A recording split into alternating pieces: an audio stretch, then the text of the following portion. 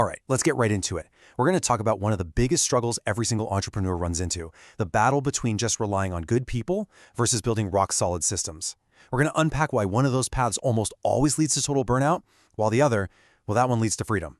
So, let me just ask you this. You probably started your business to have more freedom, right? But now that you're growing, does it actually feel more like you're building your own prison? Is every new customer, every new sale, just another weight on your shoulders? If you're nodding your head right now, trust me, you are in the right place. And these feelings, they're universal. That frustration when it feels like your team just isn't on the same page, or that soul-crushing moment when you have to fix the same mistake for the 10th time, that feeling that you have to be in the middle of everything for it to get done right, it's completely exhausting. And honestly, it's a massive red flag that something deeper is wrong. Okay, so this brings us to the biggest, most common trap that we as founders fall into. When things start going sideways, our brain immediately jumps to one conclusion. It must be a people problem. Come on, you've said this to yourself, haven't you? If I could just find a team that cares as much as I do, or if I could just hire that one superstar employee, all my problems would disappear. We've all been there. We think hiring is the magic solution. But here's the absolute truth, and this is so important.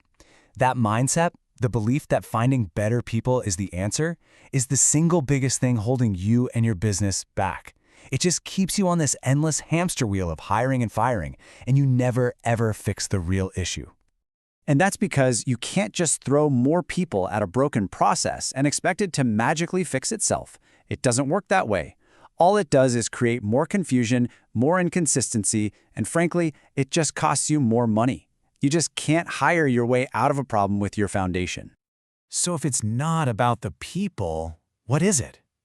Well, it's a systems problem. The chaos isn't being caused by your team's ability, it's caused by the lack of a clear, repeatable playbook for them to follow and win with. Look at this comparison, because it really lays out the two different worlds you can live in. On the left, you've got the people-dependent business. It runs on pure heroics from a few key people.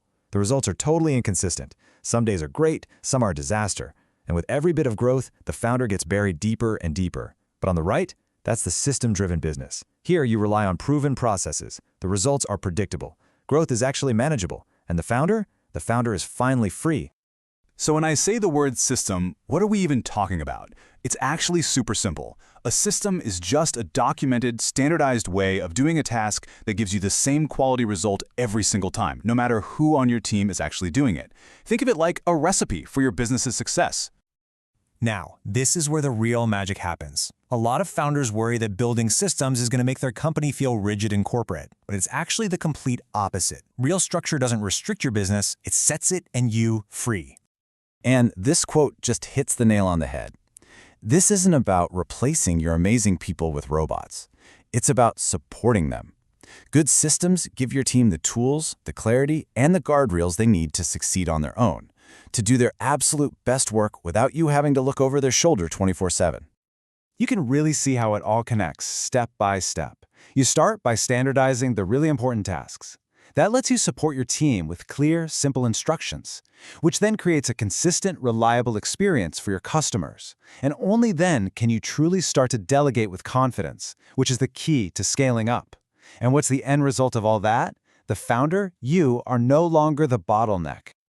So, if you take away one thing, let it be this. Without systems, growth just pours gasoline on your existing problems. But with systems, growth actually becomes manageable, predictable, and, fun again.